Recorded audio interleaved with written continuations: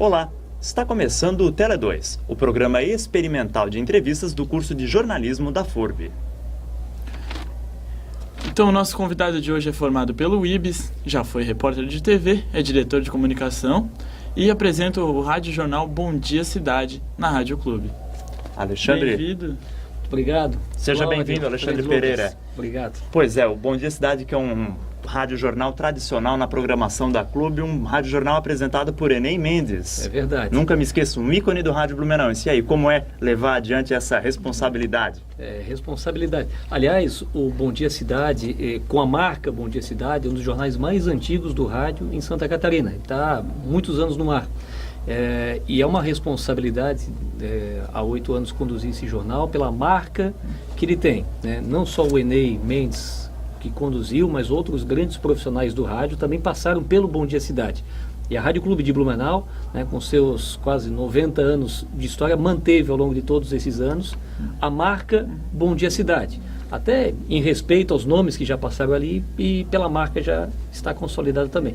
Grande Enem, né? Diga-se de passagem, saudoso Enem Mendes, porque eu estava em outra emissora na época, eu estava na Rádio Blumenau, e eu fui para fazer, e nesse meio tempo eu saí da Blumenau, mas casou com as férias do Enem Mendes.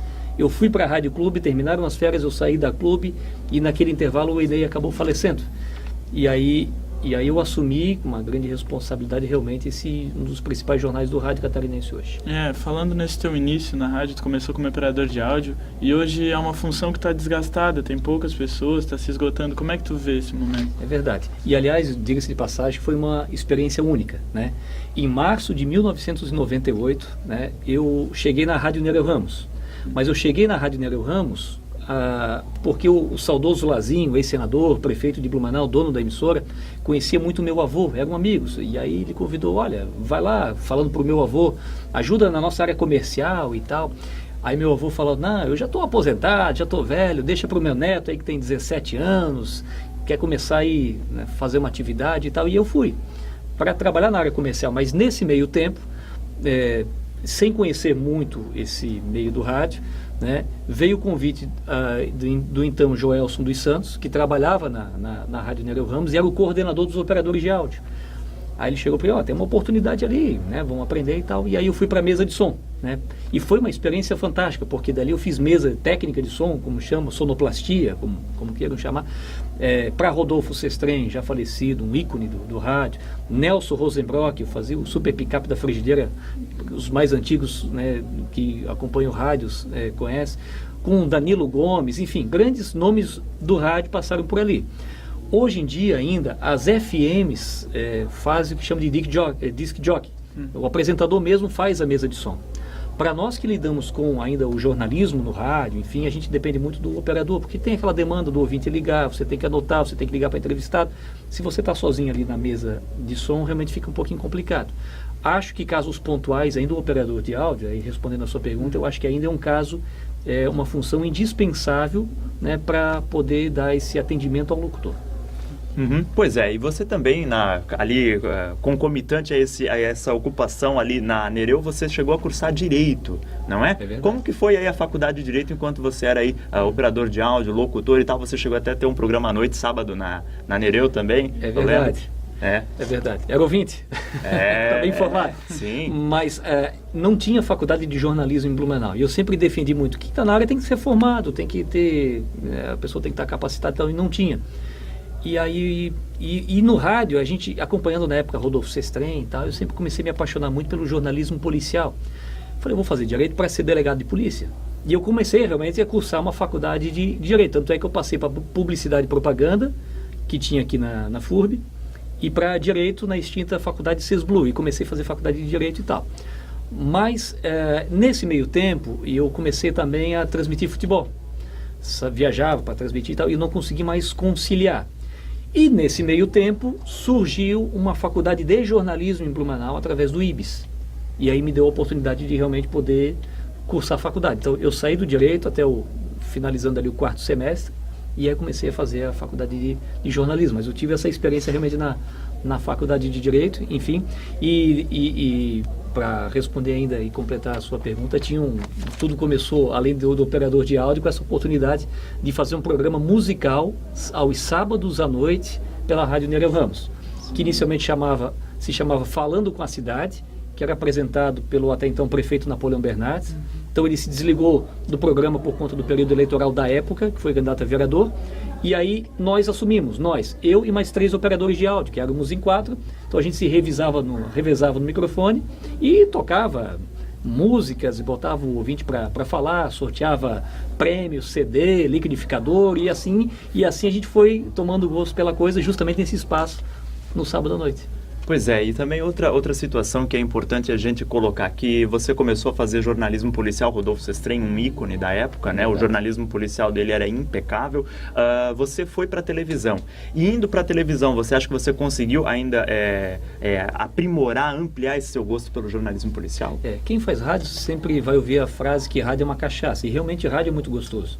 Mas eu sempre tive um sonho de trabalhar em televisão. Então eu olhava, assistia os telejornais e falava, poxa, eu posso estar ali, né? Com a experiência de rádio, por isso eu digo que a rádio te dá uma experiência, te dá uma cancha de improviso e tal. E aí surgiu a oportunidade em 2007 para ser repórter da TV Legislativa. E aí eu fui para a TVL. E aí na TVL eu tive realmente essa experiência de ser repórter, apresentava o jornal diário da TVL também, e lá eu fiquei por 2 anos, até surgir depois a oportunidade de deixar a TVL para alçar voos maiores, que foi no caso depois de ter ido para a Record. Sim, exatamente. E agora, você pretende voltar para a TV futuramente? O que tirou de você da RIC TV Record? A gente nunca pode falar não para as coisas. Eu acho que no mundo de jornalismo é um mundo de desafio. Independentemente de onde a gente vai estar, a gente não vai deixar jamais de ser jornalista. Então a gente tem que abraçar as oportunidades que tem pela frente. Como atuei em rádio e atuo ainda, fiquei por quase 10 anos na RIC Record, foi uma experiência fantástica, tinha uma fina sintonia com a Record de São Paulo, produzia materiais também para o Cidade Alerta, e aprendi muito, mas muito mesmo na Record, foi uma grande escola. Além de toda essa projeção profissional que também é importante, né? E aí chegou no momento de quase 10 anos que a vida vai te proporcionando alguns convites. E aí surgiu realmente o convite para poder ser assessor de gabinete na Prefeitura de Blumenau, através do até então prefeito Napoleão. E agora na saída dele, com a transição dele, assumindo o prefeito Mário, tive um outro desafio que foi justamente assumir a diretoria-geral da Secretaria de Comunicação, que é um ambiente que eu me sinto confortável também, enfim. Agora, se perguntar, voltas para a TV, a gente nunca pode falar que não. Se surgir oportunidade, a gente tem que realmente avaliar, enfim, o que eu posso garantir é que estou muito feliz naquilo que eu estou fazendo hoje. Então, sobre isso, como é que surgiu esse convite para trabalhar no gabinete da Prefeitura? E a princípio, como é que foi a tua decisão?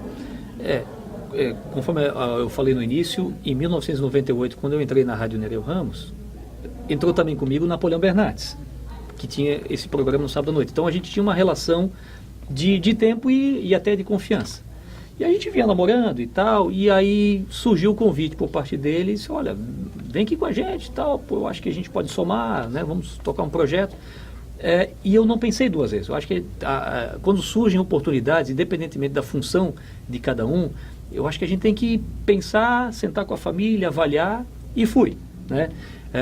Mas largou a TV, mas na TV você aparecia na TV, na TV você tinha projeção. Nada disso enche o ego da gente, nada disso eu acho que te alimenta a alma e o profissionalismo. Eu acho que a gente tem que estar aberto sempre para novos desafios.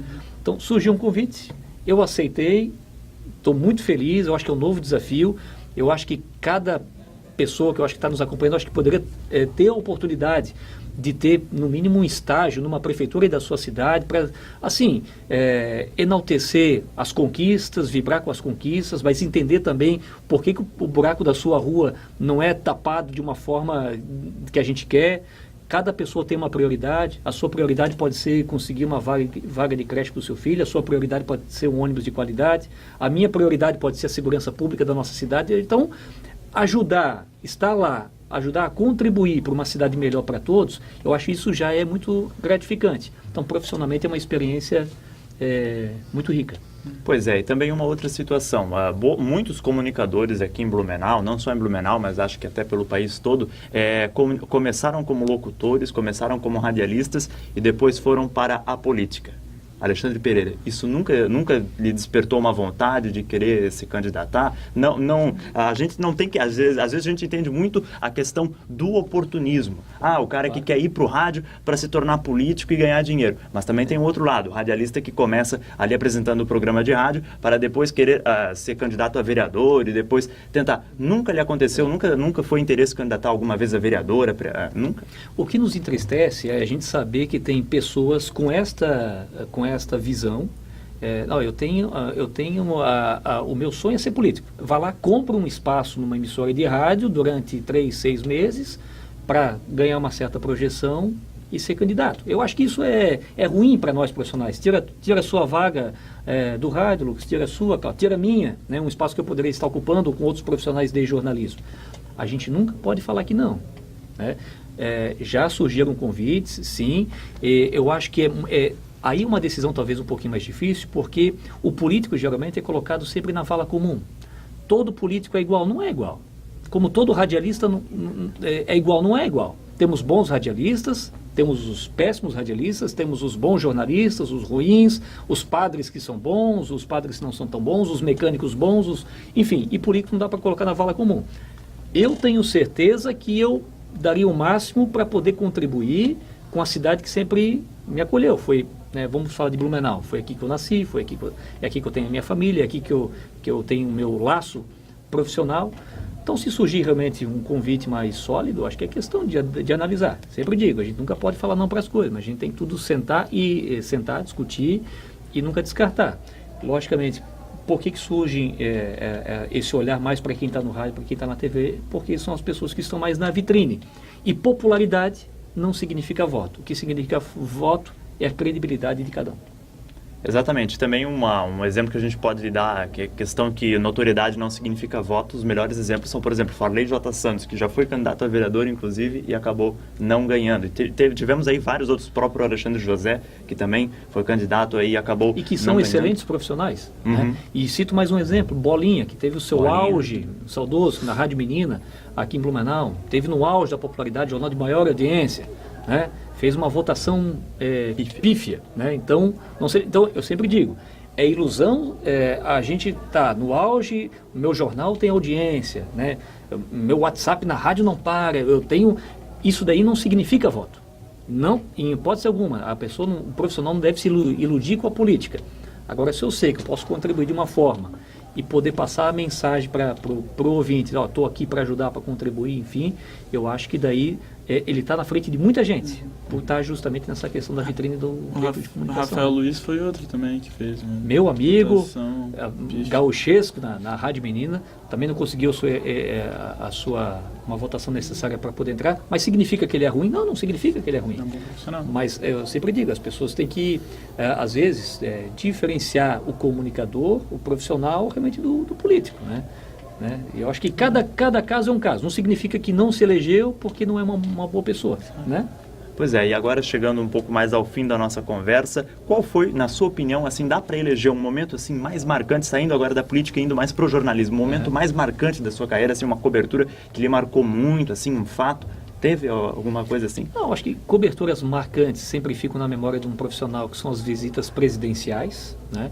Aqui eu acompanhei visita do presidente Lula na época, visita da presidente Dilma, saber como é que funciona nos bastidores a visita de um presidente da República na sua cidade, que movimenta uma estrutura enorme, enfim, situações atuais à parte, mas é algo marcante quando um presidente vem na sua cidade e você é escalado para fazer uma cobertura. Agora, nada mais marcante do que foi aquela enchente de 2008, quem vivenciou na época sabe da dor das pessoas. Eu lembro muito bem, na época que estava na TVL, mas fazia uma cobertura conjunta com a TV Galega, a TV FURB e a Rádio FURB FM. Em cadeia a gente traduzia em palavras e imagens o que estava acontecendo. E você chegar num determinado local e tentar entrevistar uma pessoa para ela dizer e ver o sonho dela que desmoronou, que levou anos para construir a sua casa, e ver que tudo perdeu numa avalanche de terras, realmente é muito difícil, marcante.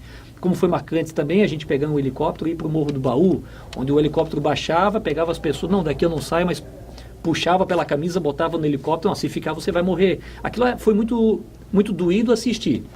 Jornalisticamente foi uma experiência fantástica. Nós voltamos na época, ainda lembro, no complexo do SESI. O SESI foi transformado num pátio ali, onde eles estavam trazendo os sobreviventes lá do Morro do Baú.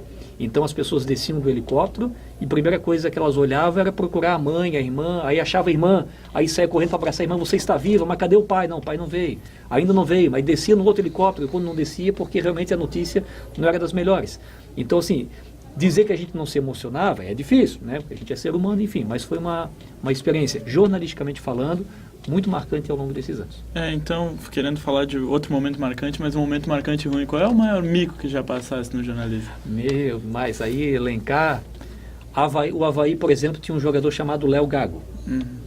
Né? E eu era repórter de campo, mas por que ele se chama Léo Gago? Terminou o jogo, o cara fez o gol, o repórter vai onde? Aqui, quem fez o gol, né? Falei, e aí, Léo, como é que foi o gol? Aí eu entendi por que o apelido dele era Gago e realmente não saiu absolutamente nada, e era Gago. Aí, mas quando a gente estava começando na época, e o rádio AM, ele tem muita aquela questão de dar nota de falecimento. Quem acompanha mais rádio AM sabe que é muito tradição do rádio. Vamos falar que Blumenau Clube e a Nereu Ramos são as duas que passam as notas de falecimento que as funerárias enviam durante todo dia. Faleceu, tal hora, em determinado local, falando de tal, com a idade, tal. E como era lá no comecinho as nossas primeiras notas de falecimento, a gente teve que ensaiar para poder dar no ar. Falei, a gente vai começar a rir e tal, né? Aí não deu outra, né? Quando abri o microfone para dar nota de falecimento, a gente começou a se afinar no ar, dar gargalhada no meio da nota de falecimento, né, com respeito à família dos enlutados, enfim, mas entre uma saia justa. O bom, rádio é imagem, né? Ninguém vê a gente, então dá para driblar de uma forma assim, sem ninguém perceber. Né? Pois é, e para a gente encerrar o nosso bate-papo então, na sua opinião, qual é o futuro do jornalismo, não só do jornalismo, mas também da comunicação como um todo? Que a gente sabe que nem tudo é jornalismo, nem tudo é publicidade, no rádio, na televisão, enfim, a gente faz de tudo um pouco, a gente é multiuso. Né? A gente é bombril, mil e uma utilidades. Pois é, e para você, o futuro da comunicação é rede social, é blog, é vídeo, é rádio ou é tudo junto? O rádio já assassinaram ele muitas vezes. O rádio vai morrer, o rádio vai morrer, o rádio vai morrer quando vira a televisão. Veio a televisão, o rádio se fortaleceu. Mas o rádio vai morrer quando surgir a internet. Veio a internet, o rádio se fortaleceu. Mas o rádio se aprimorou. O rádio antes, o contato com o ouvinte era por telefone. O ouvinte ligava, reclamava, pedia uma música, enfim, mandava cartas.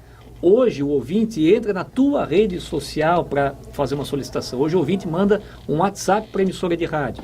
Hoje você ouve o rádio que deixou de ser local, aquela rádio que só pega aqui no bairro do Garcia, na Vila Nova, na Velha, no Centro, no Passo Manso. O rádio hoje te ouve no Japão. Num aplicativo você dá o play, você ouve a rádio onde você quiser. Então o rádio, ele abraçou a tecnologia. Onde é que eu quero chegar? Todo mundo tem que estar atualizado no mundo moderno. Né? A rede social hoje ela ajuda muito, ao mesmo tempo ela atrapalha, porque todo mundo se acha jornalista, todo mundo emite opinião e no fim acaba atrapalhando muitas coisas. Mas eu acho que os veículos eles continuam caminhando junto. A TV com a sua digitalização ela está muito atualizada. O rádio AM não vai mais existir com a digitalização. Vamos ter um canal aí que passa tudo para o FM, então esse rádio AM com aquela qualidade de som, de amplitude não vai mais existir, e ao mesmo tempo, paralelamente, vem a questão das redes sociais, dos aplicativos, rádio hoje que transmite o teu jornal ao vivo pelo Facebook. Então, assim, tudo caminha juntos, mas a gente tem que acompanhar a tecnologia para não ficar para trás. Certo. Esse foi o nosso convidado, Alexandre Pereira. Agradeço ao Alexandre por vir estar aqui com a gente. Feliz da vida. Muito obrigado. Obrigado, claro. Valeu. Obrigado. Esse foi o Tele2, o programa experimental de entrevistas do curso de jornalismo. Até a próxima.